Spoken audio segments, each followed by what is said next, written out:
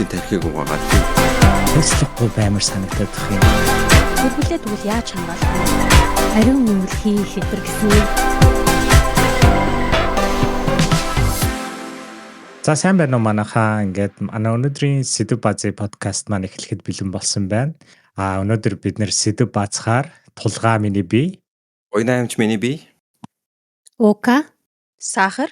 бид дөрөв цугларсан байна. Өмнөх сэдвээр бид нэр шүүмжлэлийн талаар ярьсан байгаа. Шүүмжлэл манай буйна эмчийн маань сэдв байсан. Тэгээд буйна эмч маань энэ дээр өөрийнхөө бодлыг базаж хэлэх байгаа. За сайн байцгаана уу. Би Буйна амч байна. Хойд Америкаас холбогдож байна.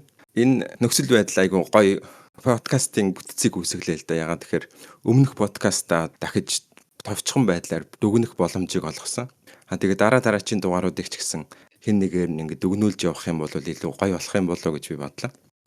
Тэгээд би яагаад тэр сэдвийг оруулж ирсэн шалтгаанаа хэлхийг оролдъё. Сүүлийн үед би нэг нийгмийн сэтгэл зүй гэдэг шинжлэх ухааныг айгүй сонирхоод байгаа. Тэгээд уншиж байгаа юм дотор гарч ирэх юм бол илүү их тийм анхаарал тавьж сонирхож уншаад байгаа байхгүй. Тэгээд нийгмийн сэтгэл зүй гэдэг зүйл нь юу вэ гэхээр улс орон болгонд өөр байд юм. Тэгээд цаг хугацаа болгонд бас өөр. Одоо жишээ хэлэх юм бол MBA сурсан найзаасаа тэгээд асууж байгаа юм тийм. Бизнесийн ёс зүй гэдэг зүйл ямар байд юм бэ? Америкт сурсан те сургалтанд чинь ямар жишээнүүд авд юм бэ? Одоо юу чухал байд юм бэ гэж асуусан чинь айгуу сонио өөр одоо Монголд сурснаас арай өөр юмнууд ойлгоход айгуу хэцүү нарийн юмнууд яриад байдаг штэ гэж хэлж байгаа байхгүй. Тэр нь юу гэсэн үг вэ гэхээр нийгмийн сэтгэл зүй улс орон болгонд өөр байд юм байна. Өөр төвшөнд байд юм байна. Тэр чинь хөгжд юм байна гэдэг те. Тэгэд энэ бодол дээр үндэслээд би юу гэж бодсон бэ гэхээр монголчууд яагаад юм шүүмжлэлд дургу байд юм бэ? Ялангуяа нийгмийг шүүмжилж байгаа шүүмжлэл. Одоо хувь хүнийг шүүмжилж байгаа шүүмжлэл бол одоо ойлгож болохоор те. Одоо би хүн болгонд шүүмжлэлд дургу байдаг ч те. Тэгсэн чинь нийгмийг шүүмжилж байгаа шүүмжлэлд хүмүүс яагаад дургу, сонсох дургу байгаад байгаа юм бэ гэсэн тийм асуулт гарч ирсэн. Тэгээд тэрийг бид та нарт одоо сэдв болгож оруулаад энэ талаар илүү их ярилцъя гэж бодсон. Тэгсэн чинь та хэд бүр илүү нарийн зүйлүүд ярьсан байлаа л те. Яаж энэ шүүмжлэлт сэтгэлгээг хөгжүүлэх үү? Шүүмжлэл яаж хэлж сурах уу? Тэгээ шүүмжлэлийг яаж хүлээж авч сурах уу гэх мэтчлэн ингээд. Тэгээ миний анхны асуултанд хариултанд ойрхон болсон. Монголчууд шүүмжлэлд хэмзэг байт юм байна. Тэгээ социалист нийгэм шүүмжлэлийг муугаар хүлээж авахд сургасан байж болох юм байна. Шүүмжлүүлж байгаа хүн бол муу хүн гэдэг сэтгэгдлийг хандлагыг төрүүлсэн байж болох юм байна гэх мэтчлэнгээр тэр хариултанд их ойртсон тийм юунуудыг бас ярьсан байсан, сэдвүүдийг ярьсан байсан. Миний өнцөг болохоор юу байсан бэ гэхээр манай хуучин тэр социалист нийгэм их хэлмэгдүүлэлтийг 1939 онд хийсэн тийм. Энэ хэлмэгдүүлэлт нь ингээд өөр үзэл бодолтой хүмүүсийг ингээд хэлмэгдүүлээ хайсан. Тэрнээс хоошоо бас тэр хэлмэгдүүлэлт зогсоогүй.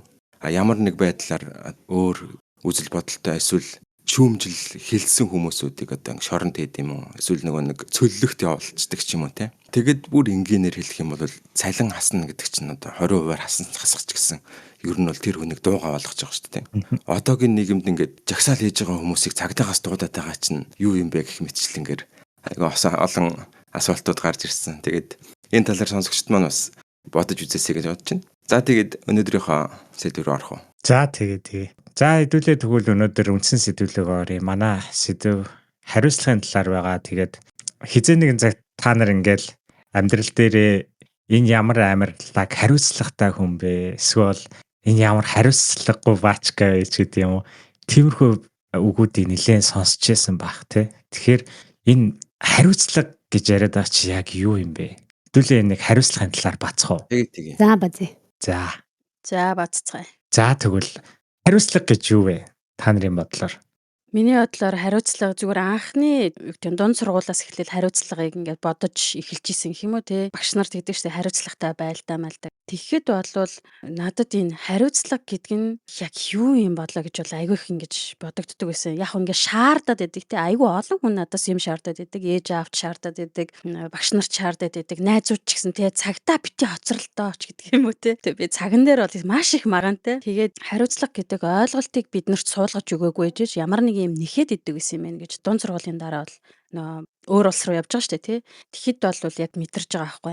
Ийм имийг бид нарт ойлгуулаагүй гэж нэхэд идэг тий. Ямар нэг юм шаардаад идэг. Тэгээ хүүхэд учраас тийм энэ олгон баахан дарааллуудын дөрмүүдийн ингээд дагна ойлгож байна. Гэхдээ яагаад гэдэг бас тэрнээс татгалзаж болох л одоо бол н хувилбар байгаад байгаа шүү дээ, тэ. Бүр ирэхгүй байх ч юм уу, тэ. Тэгэхэд яагаад энийг хийх ёстой болчихоо гэдгийг бас хүүхдэд тайлбарлаж өгөх ёстой юм байна гэж эргэж нэг бодож илсэн л. Тийм тэгээд ер нь бол хариуцлагагүй байж болно шүү дээ, тэ. Бид нэр уул нь ингээл бүгдээрээ анх үүсэхдээ тэр нөгөө төрөл үүсэж байхасаа гэл уул нь явцгааж исэн шүү дээ, тэ. Гэтэл одоо яагаад биднээс ийм олон юм шаардаад идэг болчихвоо? Гив гэнт ээж ах хоёр мэдгүй тэд нар дураараа ингээ намайг төрүүлсэн, тэ. Тэгтэл би ягаад ч юм нэг өдөр юм цэцэрлэгийн сандал дээр багш өөдөөс чи хариуцлагатайгаар дуулж гэдэг юм уу, тэ. Энийг чи чэйжлээ дуулах ёстой гэдэг ийм гинт юм орж ирж байгаа шиг. Тэгэхээр уул нь хариуцлагагүй байж болох л байсан. Яагаад хариуцлага дунд унчваа? За хариуцлага гэдэг талаар яг ярих болсон ч одоо хариуцлага гэж юу юм бэ гэдэг талаар ерөөсөө мэддэггүй байснаа л одоо ойлгож байна л та. Тэр энэ зүйл чинь ингээд нүдэнд харагддаггүй, гарт баригддаггүй тийм зүйл. Тэгсэн мөртлөө заавал эзэмших ёстой зүйл байгаа юм л та тийм. Энэ сэдвийг ярьж явах үед болохоор хариуцлага гэдэг зүйлийг бид нэр өөрсдөө юу юм бэ гэдгийг заавал ойлгох ёстой юм байна. Ойлгосноор дараагийнхаа үед хариуцлага гэдгийг ингээд суулгах хэрэгтэй юм байна. Суулгах гэдэг нь болохоор хариуцлага гэж юу юм бэ гэдгийг өөрийнхөө ойлгосноор тодорхойлтыг хэлэх биш. Одоо үлгэр жишээ үйлдэлээрээ эсвэл зуршил болгох хэлж байгаа үгээрээ ч юм уу суулгаад тэгээд дараагийн өмнө хариуцлага гэдэг талаар өөрөө ойлгоод дараагийнхаа хүмүүс дахиад сургаж явах хэрэгтэй. Тийм зүйл юм байна л гэж ойлголоо. За тэгээд хариуцлагын талаар би ингээд авчхан харсан чинь тэр хувийн хариуцлага, санхүүгийн хариуцлага, ажлын хариуцлага, гэр бүлийн хариуцлага, нийгмийн хариуцлага гэх мэтлэн айгүй олон хариуцлага байд юм байна. Тэгээд тоомжиргүй амьдрах урлаг гэдэг нэг ном айгүй их санаанд ороод байгаа. Тэр тоомжиргүй амьдрах урлаг гэдэг нь болохоор Нью-Йоркийн бестселлер ном. Биднүүсийн бодож байгаа хариуцлагагүй тийм нөхөрийн бичсэн ном байгаа байхгүй. Ингээд харанхуу тамхины утаа манарсан архины шил шалан дээгүүр өнхрөөд байж идэг тийм зохиолчийн бичсэн ном тийм. Тэгээд за энэ номыг унших юм бол нэг сайхан тайвшраад амьдралыг ингээ хөнгөнөр хүлээж авдаг болох юм шиг байна гэдээ уншсан чинь байхгүй. Нөгөө хүн чинь айгүй олон төрлийн хариуцлагыг яриад бүрөөсө загнуулж байгаа юм шиг мэдрэмж аваад тэгсэн мөртлөө тэр номыг тавьж чадахгүй дуусгасан тийм ном байсан. Нөгөө хариуцлагагүй баачка хариуцлагын талаар бичсэн биз дээ, тий. Тийм. Тэгээд тэр номны талаар бас нэг хүн тэгэж ярьж байгаа. Энэ хүнд айгүй их юм бодуулдаг тийм ном. Ийм төрлийн ном айгүй цөөхөн байдаг. Ийм төрлийн ном нийгмийн сэтгэл зүг өөрчилдөг гэдээ ярьжсэн аахгүй. Тэгээд надад миний сэтгэл зүрхэнд амар үлдсэн. Тэгээд тэр номыг одоо энэ подкастыг сонсож байгаа хүмүүс заавал уншаарай гэж хэлмээр байна л та. Наачаар айгүй сонирхолтой сонсогдчихлаа. Олж уншмаар санагдчих шүү. Тэгвэл хариуцлагатай хүн гэж яг ямар хүнийг хэлээд байгаа? Ямар хүнийг ер нь хариуцлагатай хүн гэдэг тэр том ялалт оруулаад байгаа? Өөрт оногдсон тэр нэг үүрэг байгааз тий. Одоо өөрт оногдсон хийх ёстой зүйл гэдэг ч юм уу. Тэрийг цаг тухайд нь биелүүлж байгаа ч юм уу. Альсвал яг өөрийнхөө хүснээр биелүүлж байгаа тэр зүйлийг л хариуцлагатай хүн гэдэг юм шүү тий. Гэтэ ер нь бас ингэ бодсон чинь одоо хариуцлага гэхээр чи хүн өөртөө нэг чи сайн байх ёстой гэдэг шиг нэг юм тавиад байгаа ёстой юм шиг. Босго тавиад байгаа юм шүү тий. Босго тий. Тэгэхээр ер нь яагаад даавал ийм амар хэцүү юм өөртөө үүсгдэг юм болоо хүндрэлтэй ядаргаатай.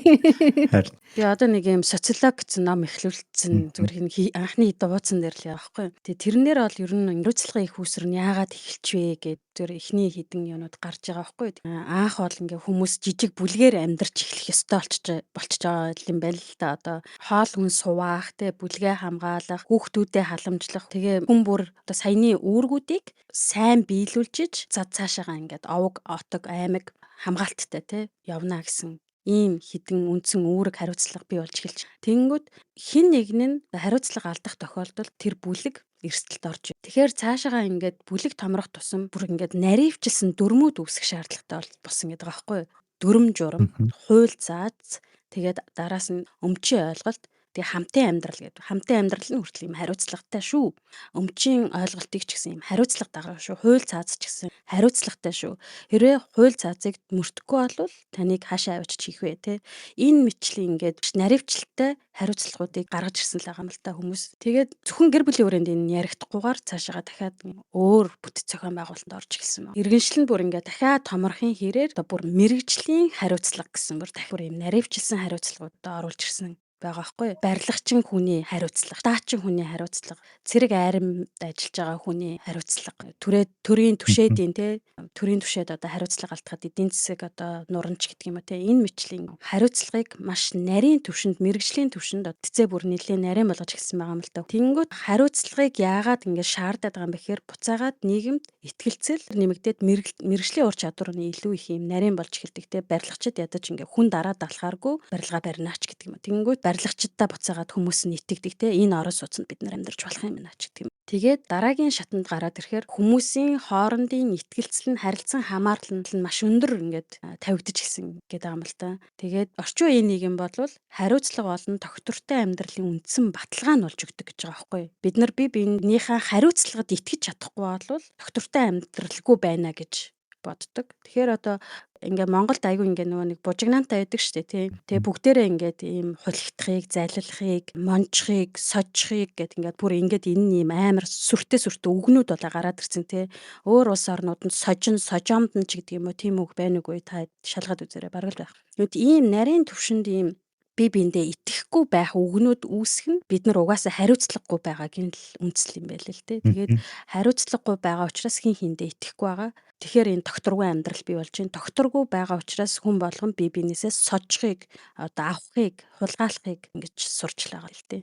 Угаасаа одоо юу гэдэг одоо бид дөрөв ингээд байж лаа гэхэд тий яг Монголын нийгэмдэр байлаа гэхэд бид нар бие биендээ дөрвөн биендээ итгэхгүй юм чи угаасаа хин нэг ашиглая. Энэний мэрэгжлийг ашиглаад ингэчий. Ийм хулгайлч, тийм ийм илүү авчи.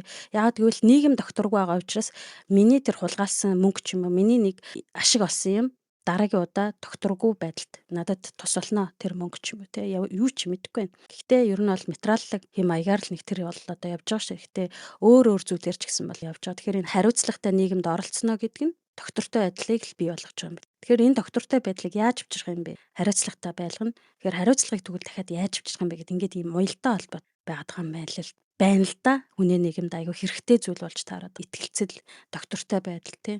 Одоо юу гэдгийг бид нар ингээ бие биендээ итгэхгүй айгүй олон юм докторгүй байдал бий болж байгаа шүү дээ. Манай нийгэмдэр нэгт өөр нийгэмдэр очихоор бид нар ягаад чи одоо юу гэдгийг Германд очихоор герман хүнтэй юм ярихаар болоод идэг. Бүтээд идэг. Тэр яг биелэлээ олдог. Юу гэдгийг герман хүндээ идэг тий. Тэр швед хүн гэдэг ч гэдэг. Нэг эднэрт нэг юм бие биендээ итгэдэг юм байгаад байгаа нь бие биенийхэн одоо тэр хариуцлагт итгэдэг. Энэ хүн хариуцлагатай хүн. Ягаад гэвэл манай нийгмийн бүтээгдэхүүн учраас энэ хүн зайлшгүй хариуцлагатай байгаа гэж итгээд байгаа учраас тэр одоо ярьсан зүйл доктортой хэрэгжээд биелэлээ олоод яв. Ийм л юм байл л. Тэгээд нийгмийн хариуцлагын талаар ярьсан дээр нь нийгмийн хариуцлагын тухай жоохон ярмаар санагдлаа л та. Тэгээ миний ажилтай холбоотой эрүүл мэндтэй холбоотой хууль дүрм олон улсын гэрээ мэрээ эднэрийг би жоохон уншиж сонирхтой юм л та. Тэгсэн чинь тэдэн тэр гэрээ хэлзээр хууль дүрм үүсгэхэд үндслэлээ эхлээд тайлбарласан байна. Тэгээ тэр тайлбарууд нь тэгсэн чинь тэдэн оны тэдэн сарын тэдэнд одоо тийм үйл явдал болоод 5 хүн нас барснаас болоод ийм хуулийн шаардлага гарч ирсэн ч гэх юм уу те. Эсвэл ийм гэрээ хэлзээр хийх шаардлага гарч ирсэн. Тэгээд энэ гэрээ хэлцээр тэдэн улс одоо ингээд гар үсэг зорцсон байгаа ч юм уу те. Гэж мэтлэнгээр үндэслэл нь эхлээд тэр гэрээ хэлцээр хууль дүр журам одоо яах ёстой талаар ингээд хэлсэн тийм бичиг баримтуудын талаар уншиж байгаа юм л та. Тэгсэн чинь Монголд бид нэр тэгж яадаг үлээ одоо тэгж одоо тийм үйл явдлын дараа хууль журмаа өөрчилдөг үлүүгээ бодсон чинь биднээс ингээд зүгээр л хүмүүсийн тархийг угаагаад тэр хүн бол тийм годомжны архичин байсан ч юм уу те. Тийм мэдээлэл цацаал тэгэл хууль журам одоо тийм үйл явдал дахиж болохгүй байх тийм журмыг өөрчилдөг болоо гэдэг бодол айгүй төрж байгаа. Тэгээд өмнөх сэдвтэй холбоотойгоор нэг төрлийн шүүмжлэлтэй. Би тэд тийм шүүмжлэлтэй одоо сэтгэлгээтэй байж нийгмийн шүүмжилж энэ нийгэм чинь нийгмийн хариуцлага чинь ер нь шүүмжлэх ёстой биш үл гэдгийг хэлэх гээд байгаа юм л та. Тэгээд тэгж шүүмжилж энэ нийгэм чинь урагшаа явах ёстой болов гэж би бодоод байгаа. Тэгтээ яг одоо цагт хариуцлага гэж юу юм байдаг вэ?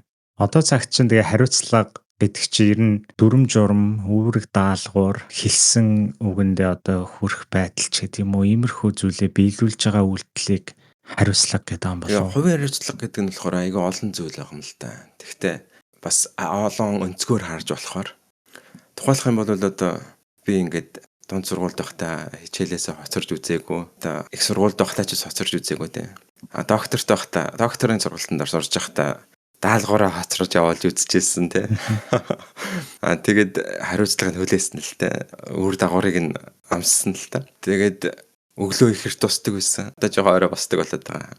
Өглөө 5 цагт босоод хичээлээ хийдэг байсан. Тэгвэл нөгөө талаас ямар нэг маргаан болох юм бол ажиглах дуртай. Тэр маргаан руу орж чэдвэрлэхийг бодохгүй байгаа юм шиг харагддаг юм шиг хүмүүст те. Тэгээд минийхаар бол ингээ ажиглаад биеийнхээ хэлэмжээр хариу үйлдэл үзүүлээд, тайван хариу үйлдэл үзүүлээд те. Тэгэх юм бол намдна гэж ойлгодог. Гэхдээ зарим тохиолдолд найзуудын хооронд зөрчил үүсгэхэд те. Тэрэн дээр тэр зөрчлийг би үүсгэсэн тийм хариуцлага байгаа юм шиг надад одоо ойр санагтаад байгаа. Тийм болохоор тэр асуудал руу одоо заавал орох шаардлагатай, заавал одоо өөрийнхөө үзэл бодлыг хэлэх шаардлагатай тийм үе тохиогоод байгаа. Тэгэхээр хариуцлага гэдэг ингээд айгу олон өнцгөр харж болох тийм зүйл юм шиг байлаа. Та нар юу гэж бодож байна? Санал нэг байна. Тэгээд бас нөгөө өөрийнхөө өмнө хүлээсэн хариуцлагыг ихэнх хүмүүс мартдаг юм шиг надад санагдсан.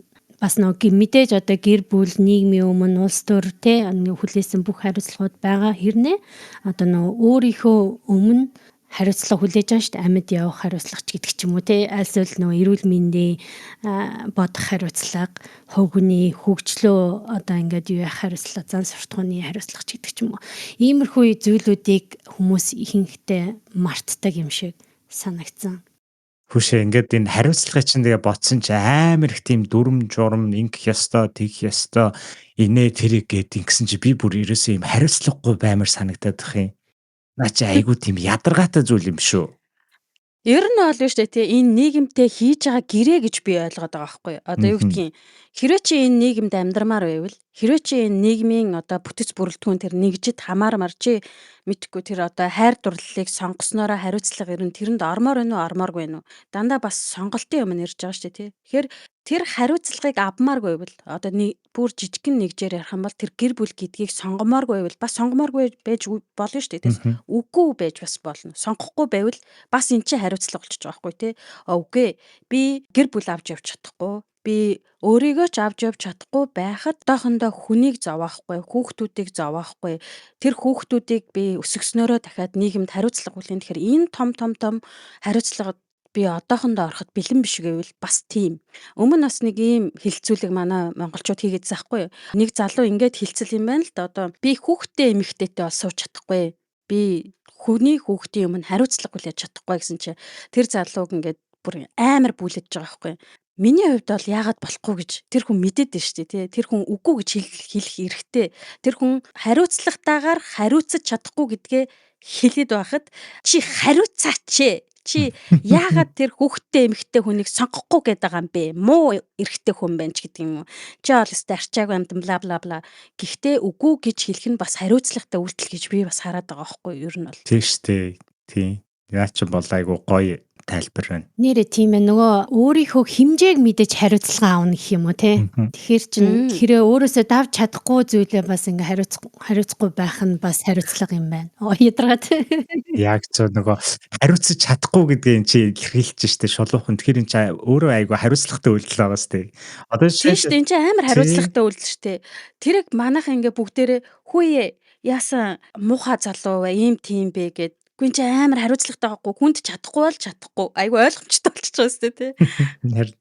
Харин эсэргээрээ чадахгүй ээжэж ингээ чадна мадна гэд худлаа энэ амлалт өгөх, худлаа дүр эсгэх эсвэл ингээд нөгөө манай монголчуудын дунд нэг тийм нэрлэхүү зан байдаг штэ намайг хүн юугээ бодчихвол тоо гэд ийм нэрлэхүү зангаар яг ийм чадахгүй зүйлээ чадах юм шигээр хүмүүстэй ойлгуулах ч өөрөө жинхэнэ хариуцлагагүй үйлдэл гэж би бодоод байна. Хариуцлагатай юм шиг болох гэж. Одоо тэр нь кул харагдаж штэ энэ яасан хариуцлагатай залуу вэ? Энэ яасан хариуцлагатай эмэгтэй вэ гэдг нь нийгэмд одоо айгу кул тэ имиж бүрдүүлж байгаа учраас тийм болох гэж хариуцлагатай юм шиг харагдах гэж оролдох нь буцаагаад өөрийгөө амар зовоож байгаа хэрэг байгаа байхгүй. Тэгэхээр бас зарим зүйлийг бодоод би энэ дээр үнэхээр яг чадхаа хийж чадах билүү үгүй юу гэдгээ бодоод ямар нэгэн бүр жижигч зүйл яж болно шүү дээ тий. Үгүй гэдэг чинь бас хариулт. Нөгөө хүмүүс нь ч гэсэн тий үгүй гэдгийг бас энэ хүн үнэхээр чадахгүй тий ийм хариуцлагыг авч чадахгүй гэж байгаа учраас үгүй гэж байгаа юм байна гэж хүндэтгэлтэй байх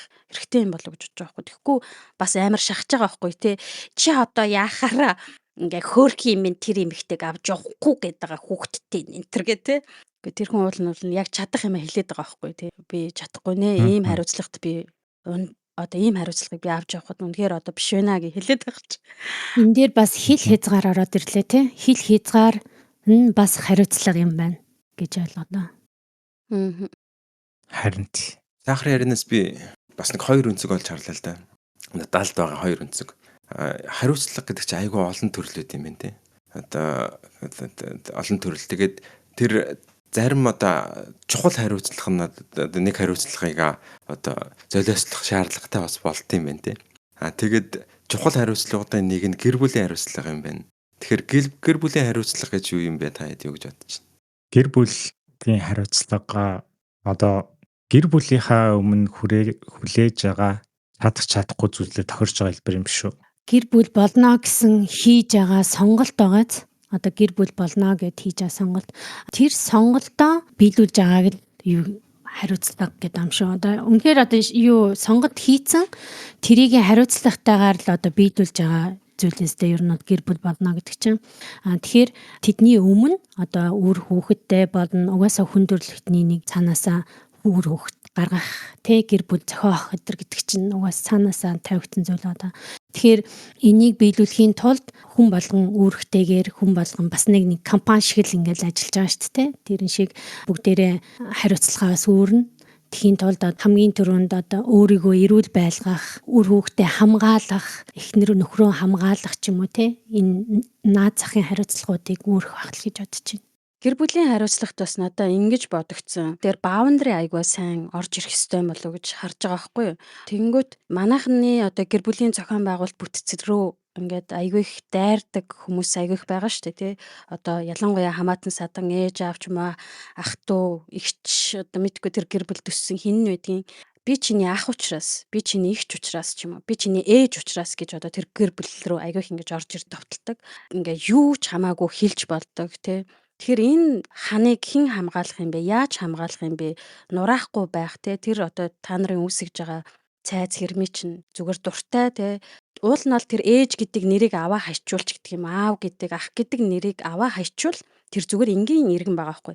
Тэр энгийн иргэн чиний зүрх сэтгэлийн одоо хамгийн ойр дотны сайн хайртай хүн чинь байлаа гэд чиний бүтээж байгаа чиний зохион байгуулалт хийж байгаа тэр гэр бүлд дураараа орж ирээд юу ч хамаагүй хэлчихэд эхнэрээ чинь одоо үгүйсгчээч гэдэг юм уу те нөхрөө чи үгүйсгчээд ийм тийм та нар тэглээ инглээ гих надад бол амар утгагүй асуудал гэх. Тэгэхээр хин нэгэн ойр дотныхоо хүмүүсийг бид нар ямар ч баундрыгуугаар гэр бүлдээ оруулж ирдэг юм байна. Тэр нь дандаа айгүй их юм өвдөлт авчирдаг. Жишээ нь одоо би эмэгтэй хүн байлаа гэхэд нөхрийнхөө талаас манай хашаар окей манай ингээ хаана хэрэмрүү ингээд зүгээр ах нь эмчин эгч нь эмчин дүү нь эмчин гэдэг нэрийдлэр орж ирээд олон юм яриад ах юм бол би ингээд нөхөртөө хэлж байгаа байхгүй тий.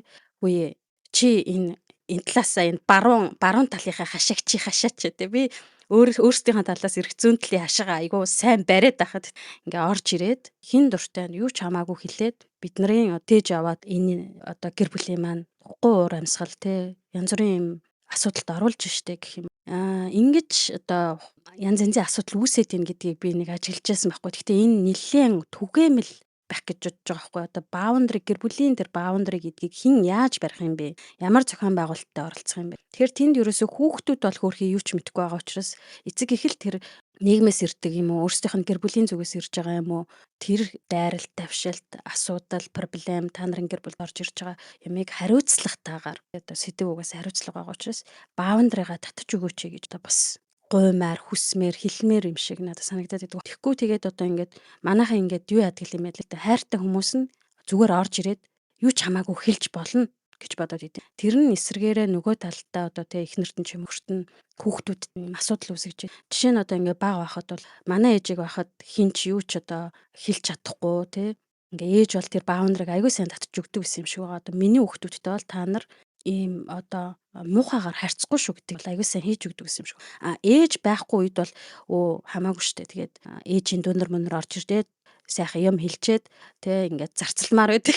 Өөдөөс нь нөгөө над мачиг юмнууд нь үгүй гээл чи ингээд шууд задуулдаг. Энэ мэтчлэн ингээд яагаад ингээд ээжийн дүүнер орж ирээд ингээд байгаа юм бол аавын дүүнер яагаад орж ирээд байгаа юм бол гэсэн надад тиймэрхүү юм төрдөг гэсэн. Тэгээд том болоод өөрөө гэр бүл зохион байгуулад явхаар хайртай байсныхаа төлөө эсвэл ээж аавын маань ах トゥ байсныхаа төлөө тэд нар дураараа орж ирж тэгэх шаардлага байхгүй мэн гэдгийг харж байгаа байхгүй. Тэгээд ингээд гэр бүлээ тэгвэл яаж хамгаалах юм гэхээр эхнэр нь өөрийнхөө талынхныг татдаг, хазаарладаг, ханаа хэрмээ тогтоодог те.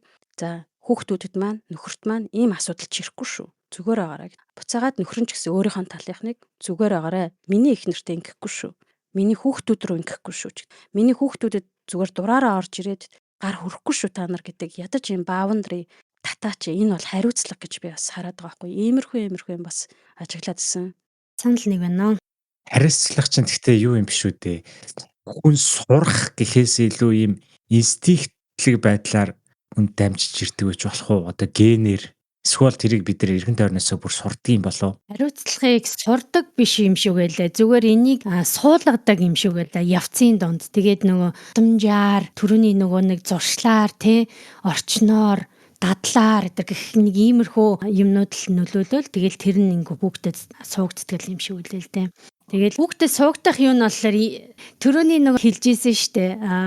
Өөрт нь тохирсон үүрэг өгөх ч юм уу хүүхдүүдэд удирдах биш итгээд ингээ даалгаврыг нь өгөх, үр дагаврыг нь ойлгуулах юу гэдэг чи хэрвээ одоо даалгавраа хийхгүй бол чи ийм юм болно шүү.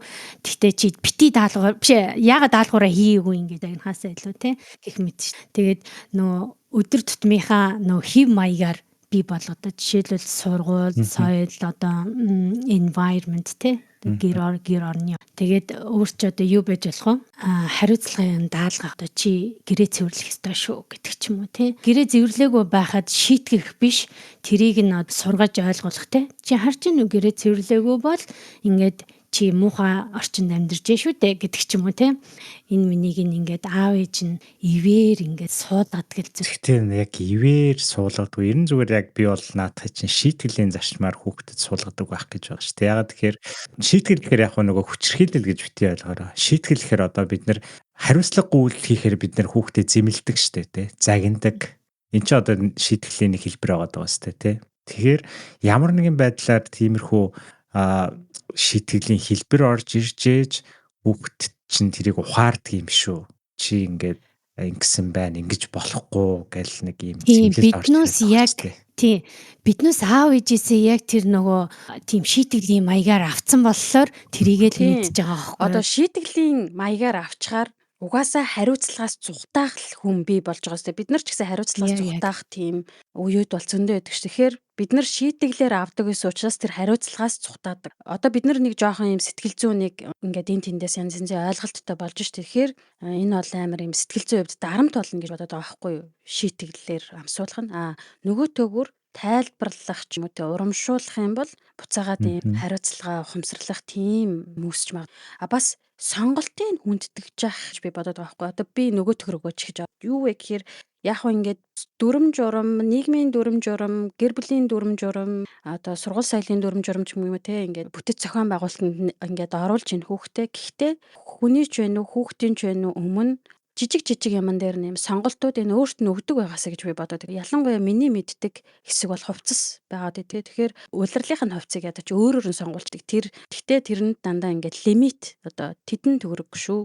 Ээж нь бол ийм л одоо хязгаар тавь. Тэгэхэд тэнд одоо хүүхэд юу гэдгийг тий тэр улирлынхаа хувцсыг энэ биш шийтгэх гэдэг ойлгох юм ингээд сонголт. Тэгтээ хариуцлага нь юу вэ гэхээр энэ лимитэнд оч. Энэ одоо макс мөнгөний хэмжээ юм тий.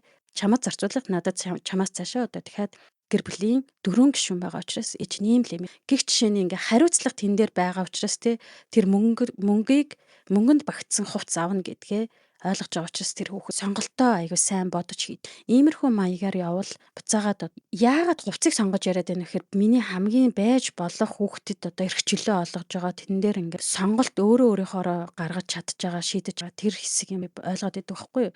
Одоо бүхэл юм ээж аавын одоо хүслээр бүхэл юм одоо ээж аавын дүр гэр бүлийн тэр юугаар явж штэ зохион байгуулалт гэхээр хүүхдэд ганцхан өөрт нь эрх чөлөөтэй байж болох юм нь юу юм гэхээр одоо тэггүй одоо төгөлдөр хуур тогломоор байвал тэр төгөлдөр хуураа мэдгүй өрөөндөө хамаагүй чарлал гэлтэй тий хамаагүй тоглол гэлтэй заавал орж ирээд чи балблаа байрлаа гэдэг аахгүй окей гэд нэм жижиг сонголтуудыг өөрт нь үлдээдэг байгаасаа өөрөө зориглоод хийж байгаа үйлдэлүүдийг тий навсаага товцлоод гаргалтай эсвэл амар дагин магин болоод гаргалтай хамаагүй гэхдээ тэр хөрхий таны тавьж гисэн лимит мөнгөний хэмжээнд хүрээл болоод явж л байгаа бол тэнд тий мажигтайгаа явна уу эсвэл үнэхэр сүртэй сайхан тэр тэндээс жижиг итгэлүүдийг өөрийнхөө сонголтын хажуугаар итгэлийнхээ хажуугаар хариуцлага авдаг гараа даарах юм бол тий тэрний асуудал шүү дээ.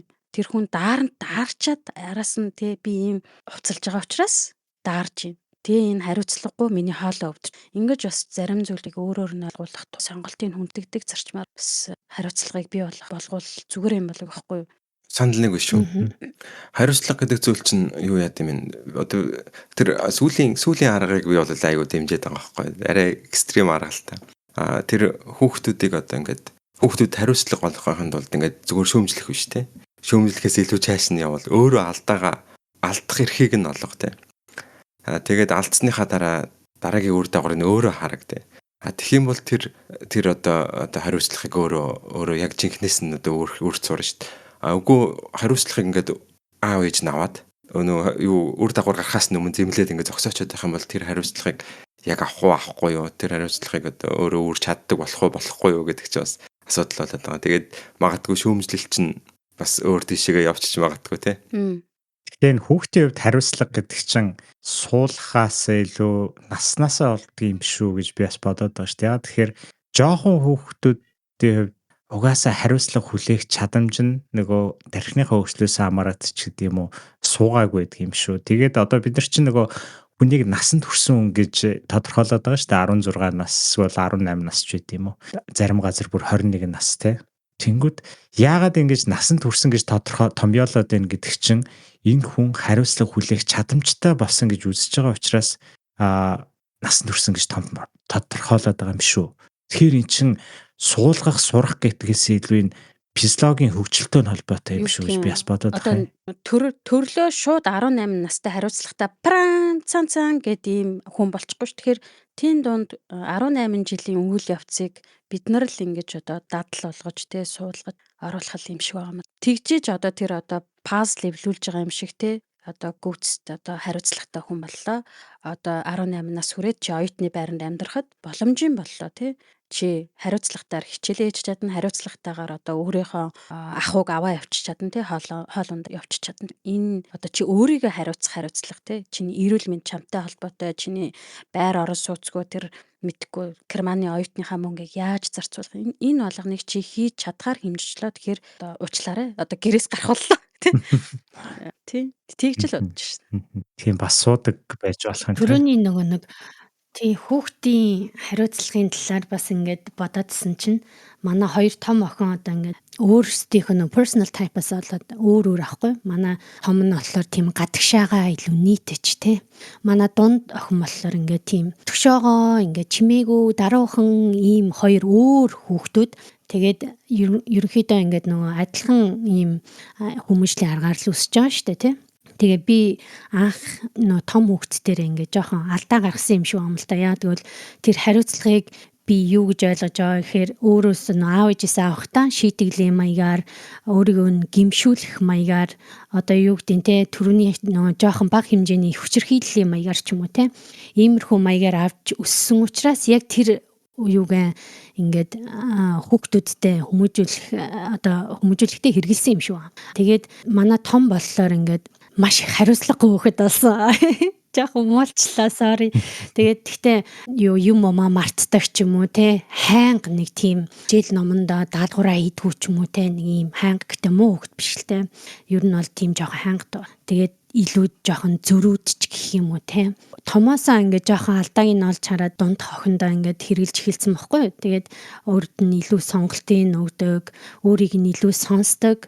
Тэгээд магадгүй энэ personal type-асаа болоод өөр байна уу? Эсвэл ингээд энэ хүмүүжлийнх нь арга нараа өөрчлөгдсөн болохоор ингээд өөр хүн болж өссөн юм уу мэдгүй. За ямар ч гэсэн нэг ийм хоёр өөр хүүхэдтэй болсон ш нэг эцэг хэрнэ.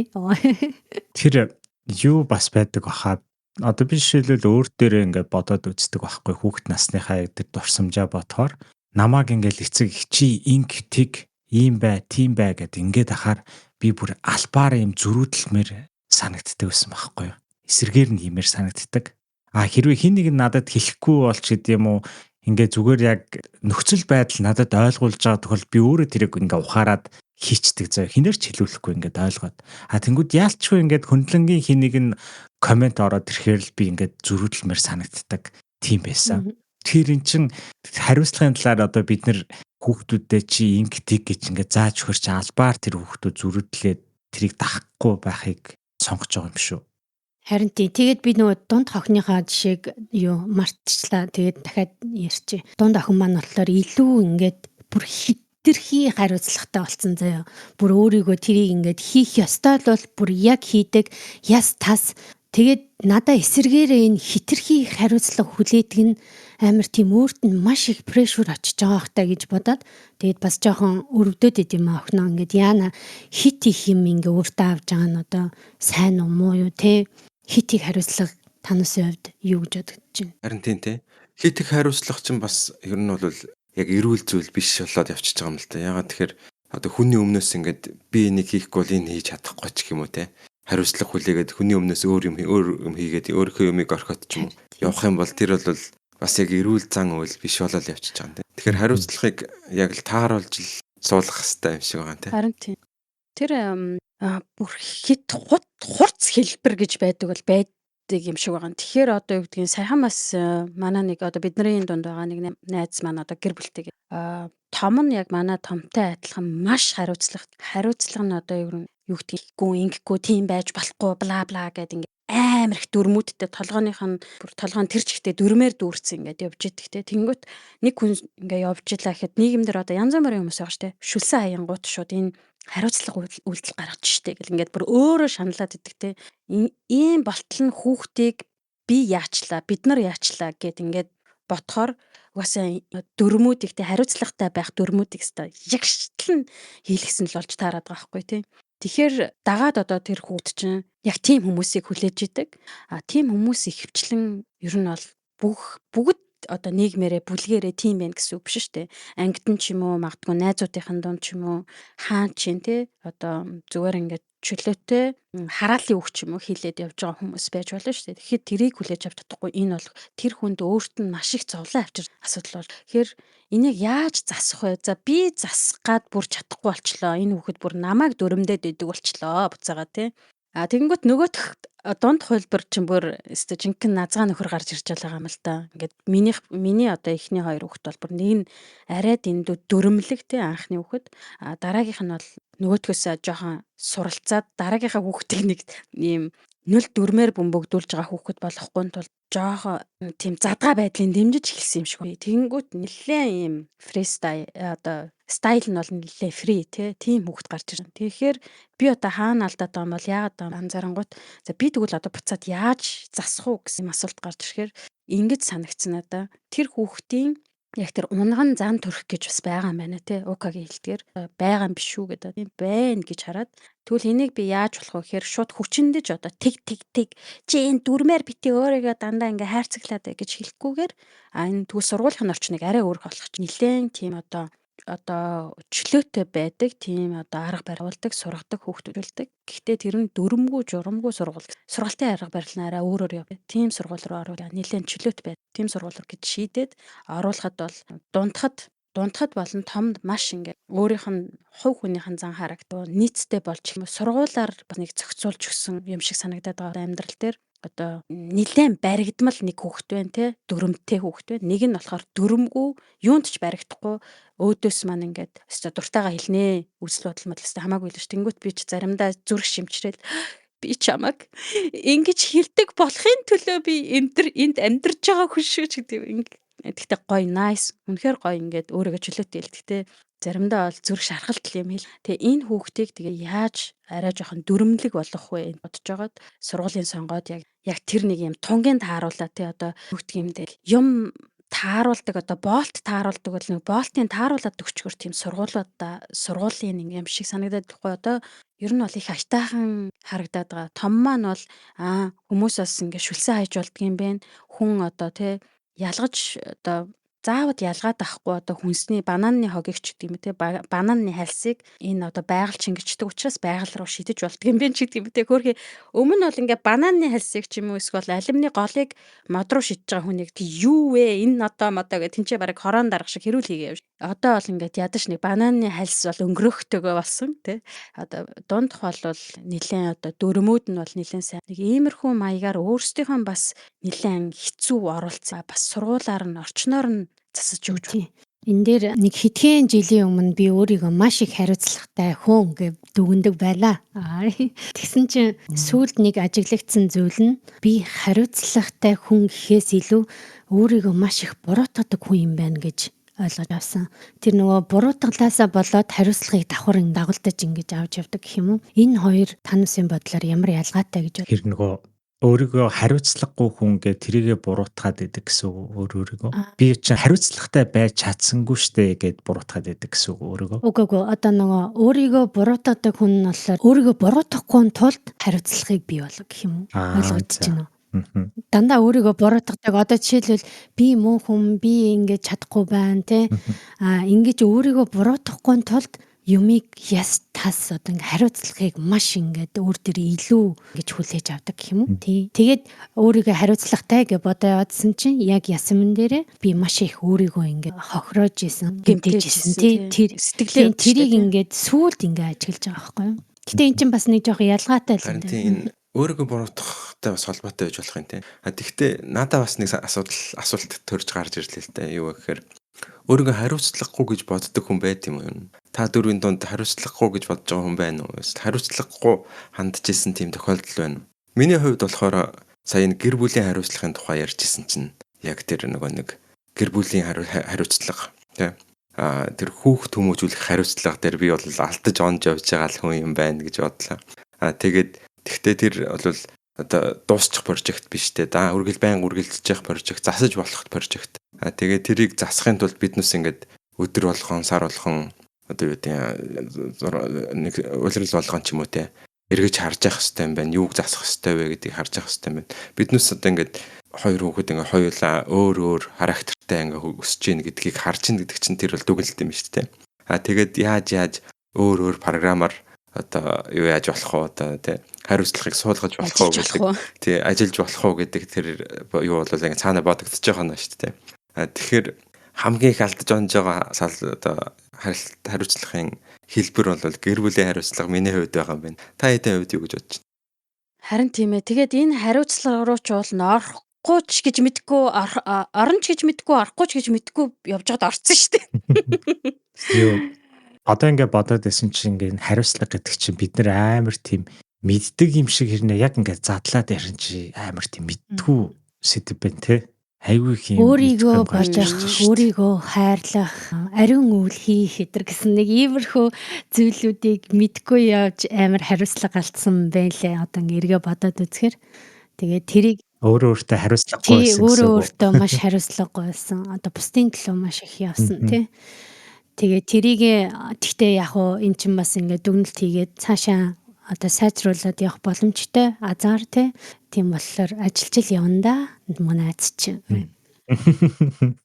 Та нар бас ийм юмыг анзаарсан уу? Бид нар одоо ингээд нийгэмдэр гарч ирээд одоо хідэн настай гэрээсээ түлхэгддгийн тий. Тэгээд нисвэл нис шүү дээ. Нисээд явж байхад бид нарт одоо ингээд мэдгүй манай уламжлалаас байна уу? Эсвэл манай нийгэм өөрөө жоохон юм ядруу байгаа учраас гараад явж байгаа хүүхдүүдээсээ эргээд хараач. Гэр орныхныгаа хараач. Энэ ахыгаа, энэ ихчигээ тэр хамаатна тэрийгэ тэгээч. Тэнгүү тэр хувь хүнд өөрт нь өөрийгөө аваад явах асуудалгүй аваа явах хариуцлага байж хахад дахиад бас өөрийнхөө үүсгэж байгаа гэр бүлийг хариуцлагууд байж. Хоошоогоо хараад одоо өөрийнхөө өссөн гэр бүлийнхнийг бас ингэж авч явах хариуцлага чи ингэсэн тий.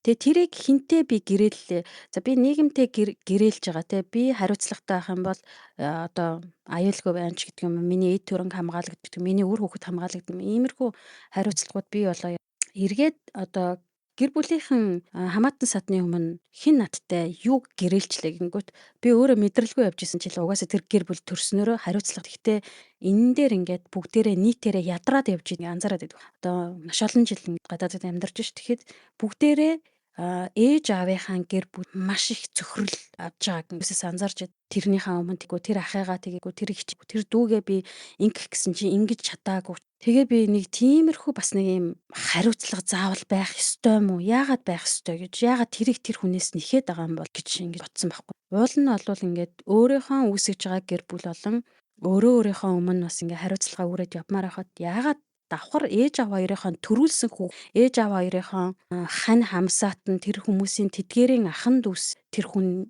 хариуцлага хүлээх ёстой болчвоо гэдэг ийм асуултууд. Наадтай чинь сонссон чинь тэгвэл бүр нэг ийм асуулт төрчлөө. Ер нь ямар хүмүүс ингээд яагаад ер нь хүмүүс хариуцлагаас цухтаагаад дээ?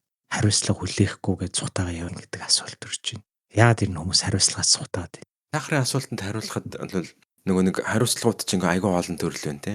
Тэгээ аль нь чухал биш, аль нь урдаа тавигдах ёстой гэдгийг бид нар өөрсдөө шийдэх ёстой. Зарим хүмүүст магадгүй тэр гэр бүл нөгөө нэг ах дүүс нь чухалч байж болно. Зарим хүмүүст одоо нэг гэр бүл чухалч байж болно те. Гэх мэтчлэнгээр одоо нэг гэр бүлээс салцсан ч байж болно. Юу гэдэг чинь те. Чухлын дараалал нь өөр байна гэж. Тэгээ чухлын дарааллыг өөрсдөө л сонгох ёстой байх л та.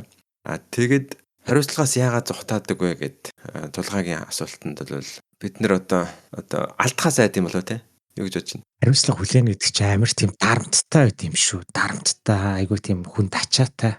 Хүнд айгүй тийм ачаа юм түүг болоод идэм шүү гэж би бодож шүү дээ. Үгүй хариуцлага өөрх нь тийм айхтар хүнд байхгүй бах. Юу хүнд болгож байгаа вэ? Үр дүн нь тэр хүний хүнд болгоод байгаа юм шүү. Одоо ингээд нөгөө яана ингээл амар хийгээл явж ангуудлаа үр дүн нь ингээл фейлд ч юм бол би одоо яана тий алдаа гаргачихгүй дээ ч юм уу тий яг буйндлгэр хэлдгэр тэрэндээ тэр сахарын төрөний хэлдэг яагаад тий аав ээжийнхээ төрүүлсэн хүүхдийн өмнө альсвал аав ээжийнхээ хүүхэд нь болсныхаа төлөө хариуцлага хүлээж байгаа юм бэ гэдэг нь тэр яг нөгөө нэг соёлтой холбоотой. Жишээлбэл эндхийн соёл моёлоор бол тийм юу байхгүй шүү дээ. Өөрөөсөө ингээл 18 хүрүүл за бай чи ингээд те өөрийнхөө бие даах бол чи намайг одоо буцаад харж хандах ямар шин юу байхгүй те чи ингээд чөлөөтэй бай гэж явуулчих чаа. Өр байхгүй. Тий өр байхгүй аав ээж нь хөвшин боллоо нөгөө нөрсөн хомроо тий манай монголчин тэгээд нөгөө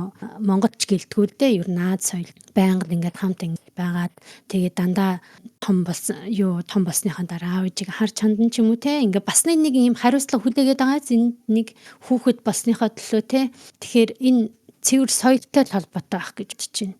Тийм бах нийгмийн бүтцээсээ болж байгаа хаа те одоо дээрэс нөгөө хуучин бид нар чинь социалист нийгэмд амьдарч байсан шүү дээ. Тэнгүүд социалист нийгэм бас хүмүүст айгүй их тийм хариуцлагыг өөрүүлдэг, хүлээлгдэг, хариуцлагатай байхыг шаарддаг тийм нийгэм байсан юм шиг надад санагдаад байдаг шүү дээ. Тэнгүүд орчин үеийн одоо энэ ардчилсан нийгэм чинь бол ингэж хүнд тэгж тулгадгүй хариуцлагыг зүгээр л ингээ хариуцлагагүй байх юм бол ямар үр дүн гарахыг чи өөрөө амьдралаараа зүгээр мэдэр гэдэг тийм байдлаар ойлгуулдаг юм шиг надад санагдаад байдаг байхгүй юу? Түрүүний нөгөө хариуцлагаас яагаад цухтаагаад идэв хариулахад ер нь нэг зүгээр ингээ бодож байхад яг л түрүүний бид нар угаасаа яг тэрний хоёр зааг дээр тий нийгмийн шилжилтэн дээр тэгжил санагд яагаад цухтаагаад байгаа бид нарын юм нэг ухамсарт тий загнуулах уу шүүмжлэн өсгөөл төгс байх нь өөрөө дарамт юм алдаа гарах одоо юм алдаа гаргаж байгаа юм шиг эсвэл шийтгэл ирэх юм шиг тий өөртөө ихтгэлгүй ингээ байдал хариуцлагууд жиж байхгүй эсвэл бол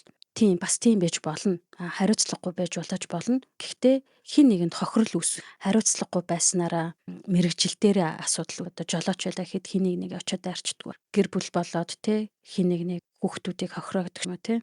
Ингэж хохирол үзүүлэхгүйгээр зөвхөн ганц биеигээ өөрийгөө ингээ хохироогоод явж ивэл одоо бас яага болохгүй гэж хэлж байна. Өөртөө хариуцлагагүй хандаад зөвхөн өөрийнхөө хар толгоон дээр хариуцлага авч яхад бас яах вэ гэж бодож байгаа юм. Муухай юу гэж. Тэр ер нь уул хаданд очиж амьдрё яа шиг зүгээр хариуцлага. Тийм.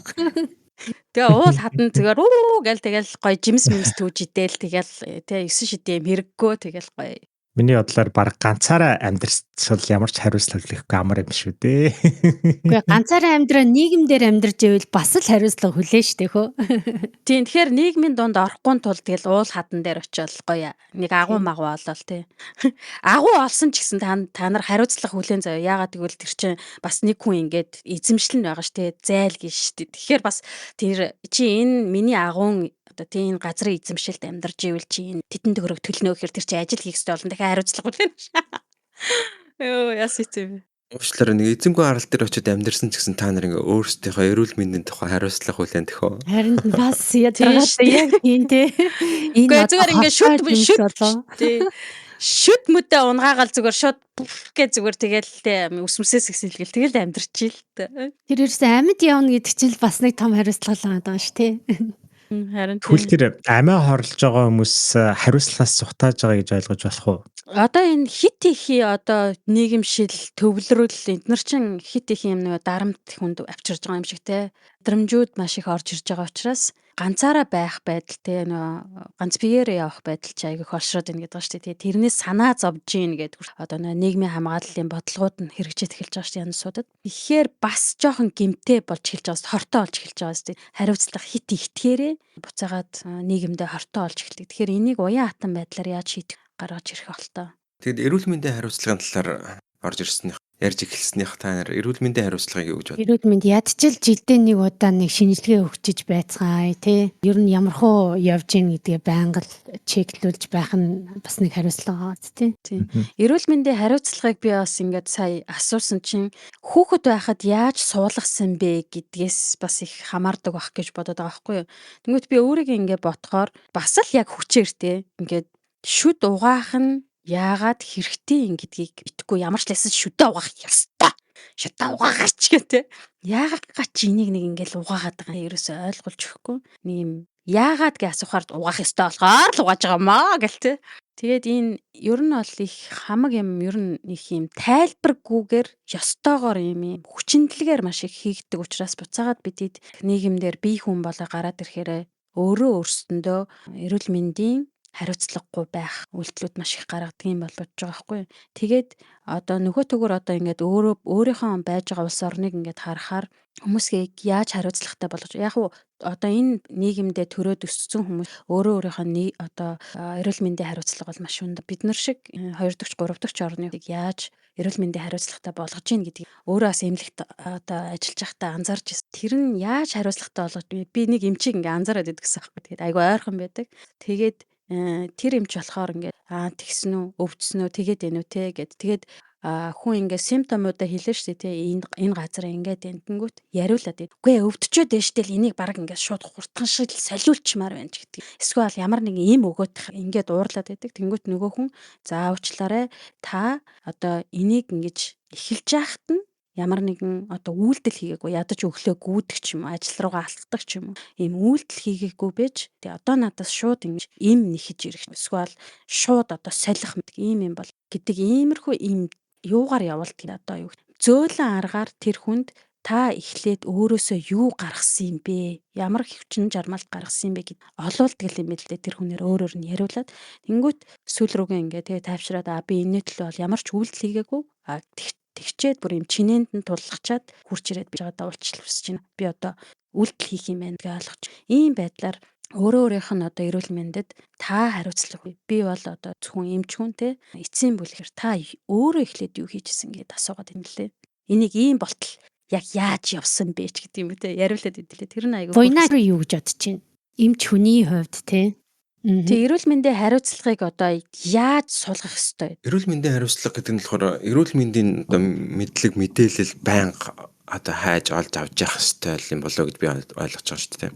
Тэгээ тэр мэдээллийг авах юм бол юу хийх ёстойгоо тэр хүмүүс одоо мэддэг болно. Жишээл өглөө гүүх ёстой бол гүйд ч юм уу те. Эсвэл өдөрт 2 удаа шүдэ уугах ёстой бол 2 удаа шүдэ уугаан те. Флоссоор шүднийхээ завсрыг цэвэрлэх ёстой бол цэвэрлэх ёстой байна гэдэг мэдээлэл аавн те.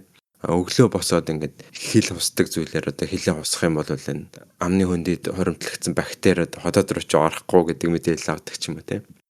Тэгэд эрүүл мэндийн өрсөн сэргийлэх үзлэгт орно те. Үзлэгт орох болгондоо эмчээсээ өвчнөөс яаж өрсөн сэргийлэх вэ гэдэг асуултыг асууж явах хэрэгтэй гэнэ. Тэр асуулт тэр мэдээлэл чамд ингээд айгу гоё амархан орж ирэх тийм боломж гэнэ л те. Тэр зүйлийг л ер нь байн хийж явах хэрэгтэй юм шиг байгаа те. Одоо үзлэгт орлоо эмчээсээ яаж өрсөн сэргийлэх вэ гэдээ асуух жишээд. Шинж тэмдэг одоо ямар нэг жижигхэн шинж тэмдэг илэрсэн байсан тэр эргэтэнтэй холбоотой өрсөн сэргийлэх арга хэмжээ юу байна гэж асуучих жишээд те. Тэгэх юм бол айгүй амархан цаг авахгүйгээр нэг сумаар 2 дуулаа буудаад мэдээлэл авах тийм амархан боломж байна л гэж хэлмээр байна. Санхүүгийн хариуцлагын тал дээр ер нь хүмүүс айгүй сул байдаг юм шиг надад санагддаг шүү дээ. Би ч гэсэн ер нь өөрөө бас бодоод үтсэн чинь санхүүгийн тал дээр айгүй хариуцлагагүй хүн байна гэдгээ мэдэрсэн. Гэхдээ санхүүгийн хариуцлагыг яг юу гэж ойлгохоос болох юм шүү. Одоо жишээлбэл чи их мөнгө цуглуулж байгаагаа амар хариуцлагатай гэж тодорхойлох юм уу? Альсвал яаж зарцуулж байгаагаа хариуцлагатай хүн гэж хэлэх юм уу? Миний Энэ дээр юу бодож байгаагаар ер нь олохтой чухал биш энэ байгаагаа айгүй сайн үр ашигтай ингэ зарцуулах нь хариуцлага юм болов уу гэж би бодоод байгаа шүү дээ. Харин тийм те. Одоо нөгөө нэг баян болох тухай ч юм уу те. Айгүй олон төрлийн номнууд байдаг ч те. Гэхдээ тэрэн донд бүгдэн дээр нь байдаг ганцхан жижигхэн бүлэг юу байдаг вэ гэхээр санхүүгийн хариуцлага яаж зарцуулах уу гэдгийг л хянах хэрэгтэй. Тэр хэсэг гэхдээ нэг айгүй жижигхэн бүлэг байдаг дандаа. Хүмүүс дээрээс баг анзаарагддаг. Яаж олох вэ гэдгийг л заасан болохоос биш яаж тэр олсон зүйлээ хариуцлагатайгаар үр ашигтай гэх юм уу байх вэ гэдэг дээр нэг заавар өгдөг юм шиг байгаа нэ тэрэн дээр. Харин тийм. Тэгээд хэрвээ тэр зарцуулалтыг ингээ хянж чадах юм бол хоримтлал үүсээд тэр хоримтлалыг дараагийн хөрөнгө оруулалтанд яаж зарцуулах уу гэдэг талаар бодож эхэлнэ шүү дээ. Тэгсэн чинь санхүүгийн хариуцлагагүй байх юм бол хоримтлал үүсэхгүй тэгэл дараачийн үйл явц одоо бий болохгүй болчиход байгаа юм л да тийм. Одоо санхүүгийн хариуцлага гэхээр уулын тэр мөнгөний чи эзэн нь одоо бид нар байгаа шүү дээ. Мөнгө бидний эзэн биш те. Тэгэхээр юу хийж байгаагаа ухамсарладаг, тэрийг яаж удирдан зохион байгуулж, яаж тэрийг зохион байгуулалтанд оруулж байгаа тэрийг л хэлэх юм болов уу? Энэ санхүүгийн амьдрал хариуцлага тэр энэ юу холбож оруулж ирж болох вэ? Энэ минималист амьдралын хэв маягийг. Одоо бид нар ингээ санаа л татай ингээ оюутан байхдаа яаж амьдарч илаа? Одоо яаж амьдарч байна? Оюутан байдаг шиг амьдарч болохгүй юм уу? Яагаад бол? Үгүй тэр чинь тийм бас болно л да. Гэхдээ одоо юу юм шиг лээ. Тухайн цаг үед хідэн төгрөгийн орлоготой байгаагаас шалтгаалаад тэрийгэ зарцуулаад байгаа тий. Тэр нь яг боллоод идэг.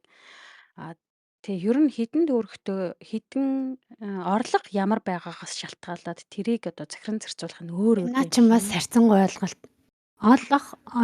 Их орлого олох тусам чи тэр нь зарцуулалт нь ихснэ гэдэг чинь жоохон сонирм шүү. Энэ өстой жинхэнэ сагтлаг батгүй нөхөр юм шүү санхүүгийн. Тэг нөгөө санхүүгийн хариуцлагагүй гар байгаа шүү тий. Тий, ихэнх хүмүүс тэгж ярьдаг тий. Олох тусам энэ зарлага нь ихсээд ах юм аа гэж ярьдаг. Гэхдээ яг үнэндээ тэр чинь цагтлаг батгүй нөхөр байгаа байхгүй юу?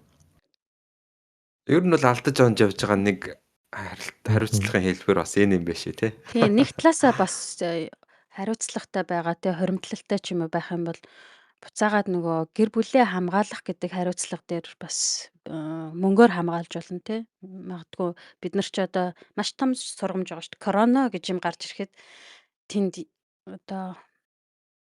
одоо иймэрхүү тохиолдлууд гарч ирлээ гэхэд мөнгө бид нарыг одоо хамгаалж явах жишээтэй тий. Найзхан хувь зүгээр л өөрийнхөө дүгнэлтийг хэлж байгаа шүү. Ер нь хүн төрхөөсөө эхлээл хариуцлага гэдэг зүйлтэй төрдөг юм шүү дээ. Тэгээд энэ амьд явна гэдэг чинь нөл хариуцлага юм байна. Ямар ч тохиолдолд те эрүүл мэнд байна, амьдрал байна, нийгэмд оролцоо байна те. Бүх тохиолдолд ингээд хариуцлага бол байнга хамт явж явах юм байна. Тэгэхээр бисээ бодлоо л та хамгийн байж болох хамгийн бага хариуцлага хүлээх газар бол хаданд очиж амьдрах юм байна.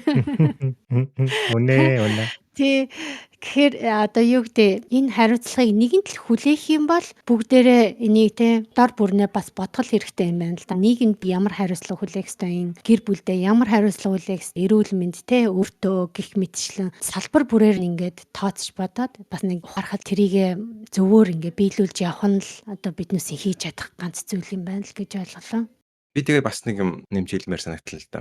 Подкаст хийнэ гэдэг бол нэг төрлийн ажил байсан биднээс. Ажлын хариуцлага бид нарт ингээд гарч ирсэн л дээ. Тэгээд хариуцлага гэдэг нь олон төрлийн одоо өнцгөөс харах боломжтой байд юм байна. Жишээлх юм бол одоо нэгнийхээ ингээд ажил хэрэгт саналыг хүлээж авахгүй байгаа нь хариуцлага болох юм уу? Хариуцлагагүй байдал болох юм уу? Эсвэл олон хүмүүсийг цуглуулахын тулд 3 цагийн өмнө одоо цагаа тоглох эсвэл 3 өдрийн өмнө цагаа тоглох нь хариуцлагатай байдал юм уу? Хариуцлагагүй байдал юм уу? Гэх мэтчлэнгээр аяга олон асуудлууд тулгарсан. Тэгээд биднээс ингээд ярилцж байгаа. Магадгүй ажлын хариуцлага эсвэл найз нөхрийн хариуцлага аль нь илүү чухал юм те? Магадгүй биднээс найз нөхрийн хариуцлагыг илүүд үзээд подкастаа зогсоож магадгүй. Хэрвээ та хэд энэ сонсож байгаа хүмүүс одоо дахиж сонсохыг хүсэж байгаа бол лайк дараарай, subscribe хийгээрэй гэж За баярлалаа. За сахарын үед базаад хэлэхэд Хариуцлагагүй байдлын шалтгаан нь ямар шалтгаанууд байж болох ингээд түрүүн ярьж байхдаа ингээд нэг жижигэн тэмдэглэл хөтлөлөөл. Тэнгүүт та ярианаас ингээд харж байхад өөрийгөө ухамсарлах чадвар сул байгаатай холбоотой. Нөгөөтэйгүр хит хамгаалагдсан орчинд бас өссөнтэй холбоотой. Тэгээ өөртөө тавих шаардлага бас муу. Алдаанаас айх, дүрм журам сул те. Зохион байгуулалтгүй, зориггүй байдал те. Тэгээд өөртөө итгэх итгэл нь бас сул үр дагаврыг мэдэрч одоо ойлгож чадахгүй байгаатай холбоотой ч гэх юм уу те. Тэгээ стресс ядаргаа гэх. Тэгээд эдгээрийг засчих юм бол хариуцлагатай хүн болох буцаад өөрийнхөө хариуцлагыг харах ухраад те. Ингэж хариуцлагагүй байгаагаа харж чадах юм болов. Энэ шалтгаануудаа олж харах юм бол хариуцлагагүй байгаагаа олж харж чадах юм болов гэж ингэж бичиж харлаа л да. Ер нь өнөөдрийн сэдэв маш том сэдэв байлаа. Яалтчгүй. Тийм болохоор ойлгомжгүй ярьсан бол сонсогч бүрээс ингээ ухалцал өчий. Гэхдээ ирээдүйд сонгох сэдвээ маш юм юу сонгохдоо ингээ жижигхэн байдлаар сонгохыг хичээнэ. харин тийм хариуцлага гэдэг чинь тэгээ мэддэг юм шиг хэрнээ яг задлаад ярьсан чинь мэдтгүй юм айгүй их олон байдаг юм байна. Тэгээд ашрын дэлхэхэд тэгээ бид бүгд энэ сэдвийг зүгээр л яг өөрийнхөө өнцгөөс өөрийнхөө бодлоор ярьж байгаа шүү. Тэгээс нөгөө мэддэг учраас бусдад зааж өгөхгүйд мэдрүүлэх гээд яриад байгаа биш шүү. Мэдхгүй учраас яриад байгаа шүү. Тийм мэдхгүй учраас яг юу гэдэг юм бол гээд яриад байгаа шүү дээ тий. Харин тий. Харин тийм миний хувьд ч бас айгүй хэцүү сэдв байлаа. Тэгээд ярих гэсэн чинь ярих зүйлж олдохгүй. Ярих одоо яг хариуцлага гэдэг энэ зүйлийг илүү их ойлгоё гэж бодож байгаа бол хариуцлагагүй байсан тухайга бодож үзээрэй гэж хүмүүст бас зөвлөмөр байна те. Яг зөв. За тэгвэл хэдүүлээ ингээд өнөөдрийнхөө подкастыг дуусгая да тий. Тэгээд дараагийн сэдвээр юуны талаар ярилцмаар байна. Миний бодлоор би түрүү ингээд нөгөө яриан донд энэ айгу хэрэгтэй юм байна гэж нэг тэмдэглэсэн юу байгаа байхгүй. Тэр нь болохоор итгэлцлийг яривал ямар вэ? Итгэлцэл байж иж хариуцлага тэ би биенээсээ хариуцлага харах нэхэх байдал үүснэ гэм болов гэж зүгээр би холбож ойлгож бодсон. Тэгэхээр итгэлцэл байхгүй бол одоо би биенээсээ бас хариуцлага нэхэд байх бас сонин юм биш үү ч гэдэг юм. Нэг тийм бодоо суучлаа. Та яд юу гэж бодож байна? Айгүй гоё сэдв байна шүү дээ те. Тэгээд Тэгээд За итгэлцлийн тухай тэгвэл дараагийн дугаарт бүгдээрээ итгэлцлийг бацгаар тохирлоо шүү. за тэгье. Ее. За тэгвэл ингээд өнөөдөр цагаа гаргаж хариуцлагын талаар ярилцсан Сахарука Бойнаевч гуравтаа баярлалаа. Тэгээд манай подкастыг өдий хүртэл төвчээртэй сонссон та бүхэндээ бас баярлалаа гэж хэлье. За баярлалаа. Та гуравтаас баярлалаа. За баярлаа. Баярлалаа. Дараагийн дугаар хүртэл түр бай. Баяртай. Bye. Bye.